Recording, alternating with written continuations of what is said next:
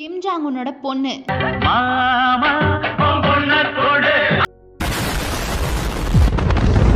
மாமா உன் பொண்ணை கொடு அப்படிங்கிற மாதிரி நிறைய எடிட்ஸ் இன்ஸ்டாகிராமில் நம்மளால் பார்க்க முடியுது. ஸோ இந்த முதல் பெண் தலைவரை நோக்கி பல பேர் பார்த்தீங்கன்னா படையெடுத்த வண்ணமே இருக்காங்க. அழகாக இருக்காங்களே, நான் நேராக நார்த் கொரியாக்கே போய் பொண்ணு கேட்க போகிறேன்ப்பா, கிம் ஜாங் உன் தான் என்னோட மாமா அப்படிங்கிற மாதிரி பல தரப்பட்ட கருத்துக்களை நம்மளால் பார்க்க முடியுது. யோ சிவனாண்டி, நீ வெத்த மகளாயா இது? இம்பூட்டு அழகா இருக்காளே.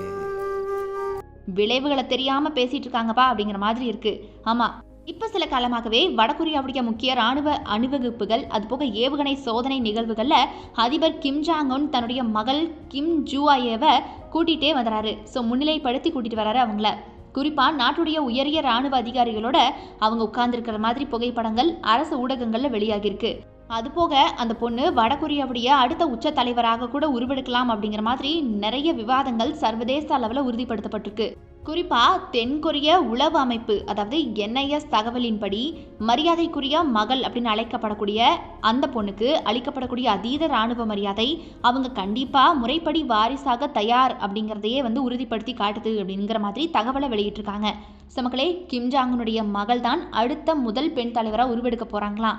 ஸோ அதனால இந்த மாதிரி எடிட்ஸ் எல்லாம் அவர் கண்படாம பார்த்து பதமா வச்சுக்கோங்க, இல்லைன்னா இந்தியா இருக்குதா இல்லையா அப்படிங்கிற மாதிரி ஆயிரும். நீ அதான் பொண்ணு அவன் வீட்டுக்கே பார்க்க வந்திருக்க தெரிஞ்சிச்சு மசாலா தடவை